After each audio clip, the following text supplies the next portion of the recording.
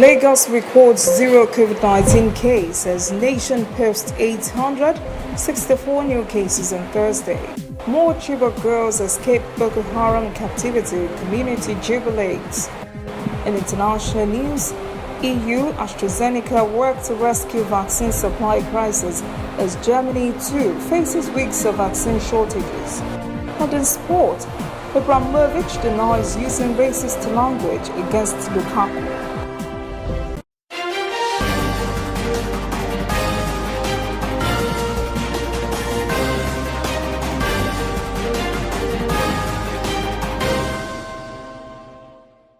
This is ANN News. I am Olajumoke Olatunji. Lagos, usually the COVID-19 epicenter of Nigeria, recorded zero new cases on Thursday, even as the Nigeria Center for Disease Control confirms 864 new infections across the country. The Federal Capital Territory took over the lead by chalking up 129 cases, followed by Anambra with 87. Rivers reported 82 infections, Benue 80, Oyo 76, Plateau 61, Kaduna 54, and Delta 51. 15 other states posted cases from single digits to high 30s. And the CDC also says the COVID-19 death toll stands at 1,547. It says it also reported that of the 127,024 total cases in the country, nearly 101,000 have been discharged. Minister of State for Health, Senator Olorunniyi Mamara, says any COVID-19 vaccine the country acquires would first be tested by relevant authorities before approval for usage. The minister gave the usage condition in Abuja on Thursday while on an inspection tour of the National Institute for Pharmaceutical Research and Development. Mamara said it was important that vaccines be scrutinized properly as they are being produced under emergency conditions. He also said countries are required to sign indemnity before receiving the vaccines.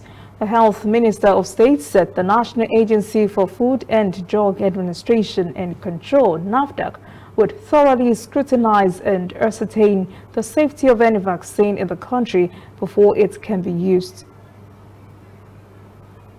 Transparency International's Corruption Perception Index has handed Nigeria its worst rating since 2015.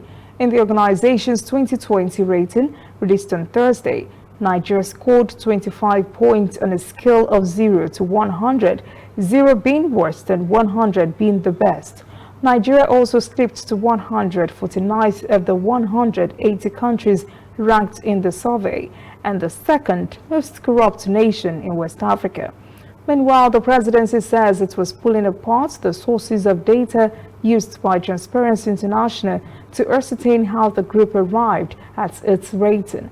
Presidential Senior Special Assistant on Media and Publicity, Garuba Shehu, said the report was inaccurate considering the facts on ground.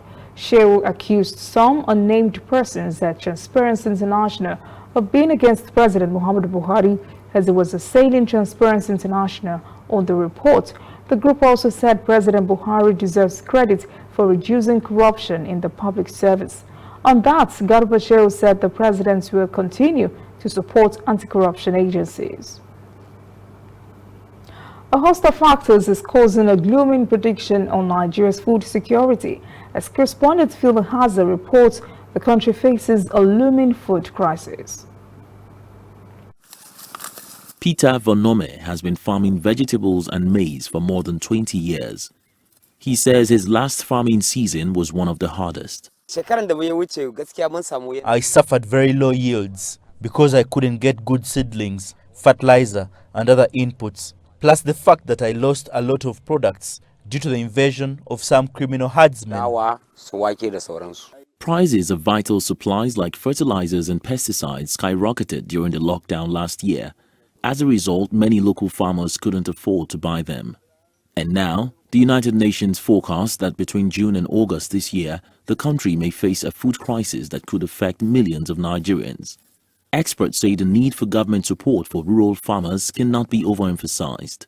I think more too has to do with creating structures that could help fund farmers in the agri-industry on how they could get funds to be able to get quality seedlings and as well pesticides and herbicides to be able to promote their crop yield. Also, insecurity has displaced many farmers. Last year, nearly 80 local farmers in a remote village in the northeast were killed by insurgents while harvesting their products. The bigger farms don't have such issue because they can provide for their own security. They have support from the government also, and they have access to fund from the government. The small-scale farmers, they are actually the one contributing more than 60% of the food we eat in the country. And those farmers have no security, or there is adequate security that protect them. But as part of ways to tackle the insecurity farmers are faced with, last year Nigeria's President Muhammadu Buhari deployed about 5,000 agri-rangers to protect farmers and their investments across the country. The Central Bank of Nigeria also plans to release about 300,000 metric tons of grains like maize into the Nigerian market. This, it hopes, will make up for the setbacks in food production by farmers and prevent a looming food crisis across the country. It was 6 years ago when 219 girls, or 329, as reported by other sources, were seized from the dormitory at Government Girls Secondary School in Chibok, Borno State. 56 had earlier escaped. Now an unspecified number of them are said to have escaped from their abductors yesterday when Boko Haram was attacked at its hideout inside Sambisa Forest. Chibok Parents Association, government officials and the military are still working to confirm the authenticity of the story and to ascertain the number of girls that have escaped. We will update the story once more information is available. Coming up, African stories. Local herbs get expensive in South Africa as many turn to them in treating COVID-19. And later, international news. EU AstraZeneca work to rescue vaccine supply crisis as Germany too faces weeks of vaccine shortages.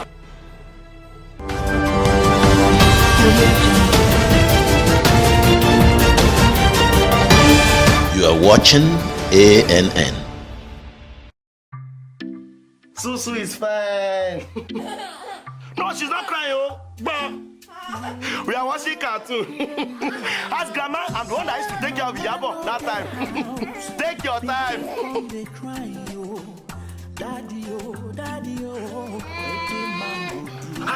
I will call you back. Your daddy is calling.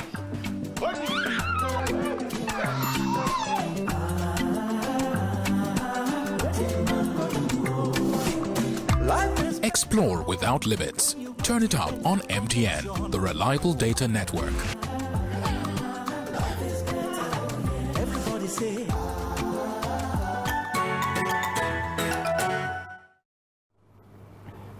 Welcome back. This is ANN News. African countries share a belief concerning COVID-19 treatment that local herbs can do the trick. As a result, prices of herbs have gone up in many countries, including in South Africa, where locals are finding the prices of garlic and ginger skyrocketing. Correspondent Travis Andrews has the story. Garlic and ginger are among the most in-demand commodities in South Africa, as more and more people use them to boost their immune systems. Both are used in home remedies such as soups, juices and extracts for their reported healing properties, as South Africa battles a second wave of COVID-19. But a serious shortage of ginger has led to the root now selling for over $200 per 10-kilogram box in wholesale markets. People, are convinced that it's worth their while to reconsider, what they drink, etc. The same happened with the price of lemon, some months ago, where the prices shot up because people all of a sudden start to use that as an alternative to boost the immune system. But what has added to the problem right now is that ginger is currently also, like pineapples, used to brew alcoholic beverages, And with the alcohol ban still in place, it means these twin pressures have led to increased demand for ginger not seen before. Some supermarkets have, however, managed to offer garlic and ginger at lower prices, and experts believe that the market could follow suit. Now, it's a short-term phenomena, I think, within the market. The market normally high prices correct high prices. So we will see a increase in supply, but that's not going to happen overnight. And I suspect as we then maybe after the middle of September, middle of February, when we see that we move to a different level of the lockdown, and then the demand for that for ginger for the wrong reason, I think will then deteriorate, in my opinion. The same happened with pineapples during the course of last year. The price of garlic and ginger becomes so exorbitant that most hawker stalls here simply cannot afford to stock them anymore. And that means they're not available in most marginalized communities. And that means that the two might be beyond the reach of the pockets of many South Africans until their prices become more affordable.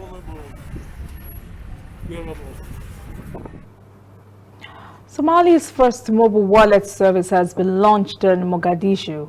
Premier Bank says users nationwide can load cash on their mobile devices and spend it to pay utility bills, shop, and transact business online. Many say it is a welcome service in this age of COVID-19. Correspondent Abdulaziz Bilo reports. The new feature allows users to shop, pay bills, and manage digital cash while on the move. Premier Wallet, the country's first fully featured digital wallet supported by Premier Bank, is the latest addition in the country's ever-changing financial landscape. The new service is effective and popular across most local coffee shops, restaurants, and hotels. Clients request or pay money from wallet to wallet by scanning a QR code. Mohammed Ahmed Ali leads the bank's digital department and says the new feature is increasingly becoming popular among young people, who make up 70% of the country's population. The new application is a result of the improved technology that includes smartphones. Somalia is among leading countries when it comes to mobile banking. Small business operators have welcomed the new application. It prevents fraud, with users and traders assured of safety for their money. Dekha Saeed handles all inquiries at the call center. Her new task has been explaining how the feature works to the public. Users are required to have a valid phone number, identification document, passport photograph, and a smartphone of their choice. At the call center, people in the country and abroad are inquiring about the new service. It has opened up the idea of internet banking among our people who are not aware of the service. Less than 10% of the country's total population is banked according to global financial institutions. However, a huge number of the population in the country use a mobile money service. This bank now hopes that the new app will attract more young people to join the formal financial sector. A small percentage of the Somali public is banked. The rest have no access to banking services. It is for this reason that we came up with the new Premier Wallet application. In a way, we are promoting financial literacy for those with no banks. We are also getting new clients in return. The Premier Wallet feature is available to smartphone users on both the iOS and Android platforms. In 2015, the bank partnered with MasterCard, becoming the first international payment network to enter Somalia. Experts say the move encouraged many unbanked Somalis to join and benefit from banking services.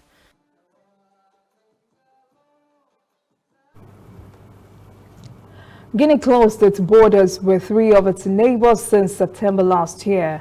But now, more than 3 months later, the effect of that measure is being felt, especially among traders who depend on traffic between Guinea and Senegal. The continued Guinea border closure with Senegal, Guinea-Bissau and Sierra Leone is now causing a scarcity of several products on the market and a decent rise in prices. Affected traders have called on Guinean authorities to temper the measure to facilitate cross-border traffic.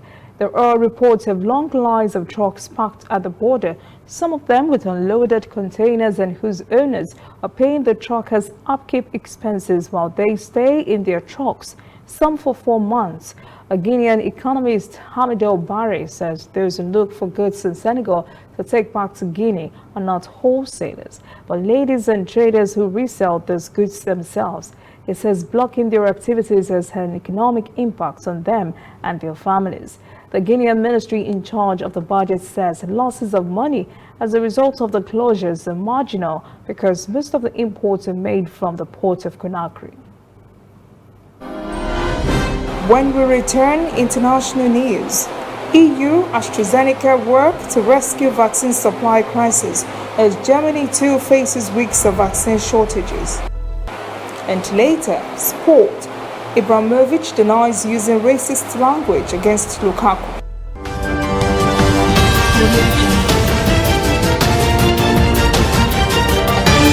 You are watching ANN.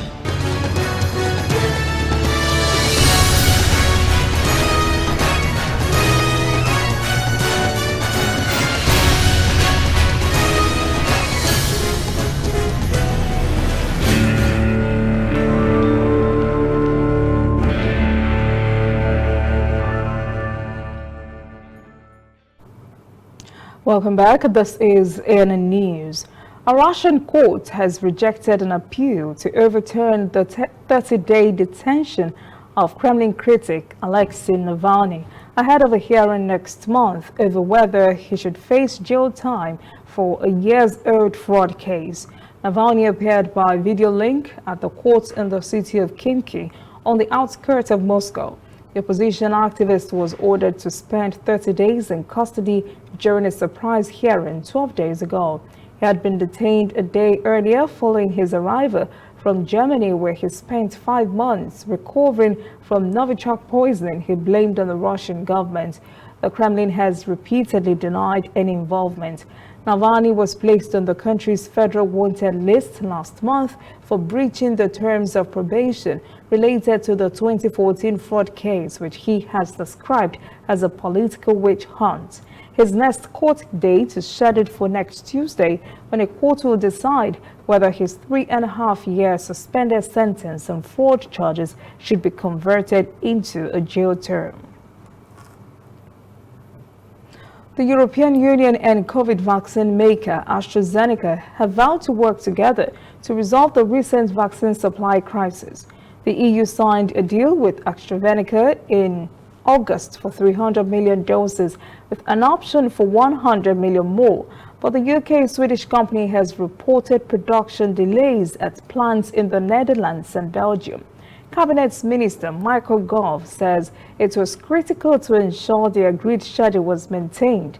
The EU says the shortfall in the number of doses delivered is greater than previously reported. One official said on Wednesday, instead of receiving around 100 million doses before the end of March, they are now expecting a quarter of that volume. The EU has been criticized for the slow rollout of inoculations for its population of around 450 million. German Health Minister Jens Spahn says the country too is now facing a shortfall of vaccines that could continue until April. Spahn took to social media to warn that the government will struggle to procure enough shots for the next months. He has proposed the vaccination summits to be held among federal ministers, regional leaders and pharmaceutical companies to see how efforts can be accelerated. Chief spokesman for the German government, Stefan Siebert, says plans for it have started. Germany reported 17,553 new coronavirus cases on Thursday, bringing the total to more than 2 million, with another 941 deaths. The government says the current restrictions could be loosened if cases fall. The country's lockdown will last till Valentine's Day, and schools and nurseries will be the first to reopen. A German Interior Ministry spokesman says entry restrictions are being prepared for travelers from Britain, Brazil and South Africa, amid concerns over rising cases of more contagious coronavirus variants.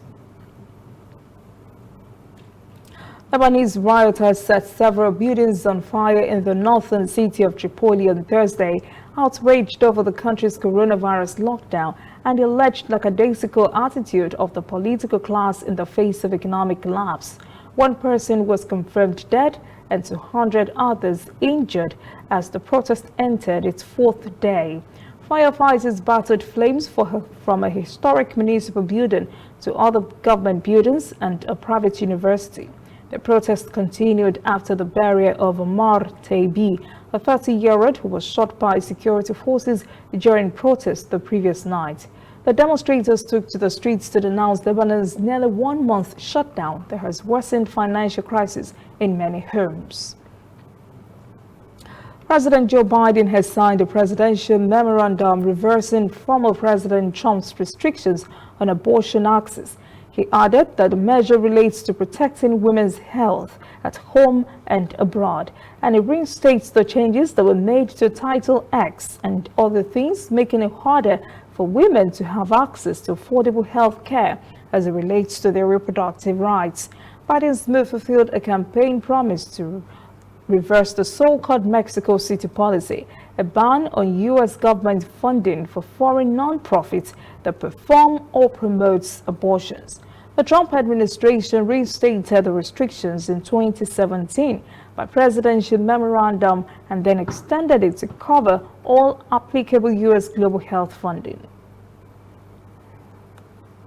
Up next, sport.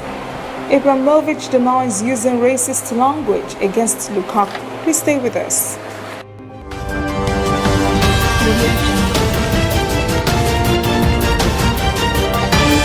You are watching ANN. Somewhere in the world, every second of the day, news is happening. And of course, Nigeria is bustling with news day and night. That is why ANN doesn't sleep. Our eyes are peeled, wide open, so no story escapes our radar. We stay abreast of world events and happenings at home. We keep you up to the minute in the world of sports. We give you information to stay on top of your investments and all the hard facts you need to navigate your day. If you miss us on air, you can keep up to date on our website and on our social media platforms, Twitter, Instagram, and Facebook at ANN Africa TV. We are ANN, Africa News Network. We do news right in a truly African spirit. Whether in your house, at your office, on your phone or online, we are there. We have the facts behind the headlines. We cut to the chase with the news you really need. We cover every angle.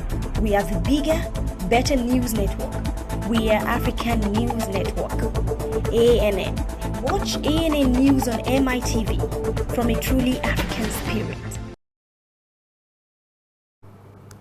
Welcome back. This is ANN News. In sport, Lagos State Youth Sport Federation of Nigeria has kicked off a 3-day screening exercise to select under 16 players that will represent it at the 2021 Ramat Cup Championship.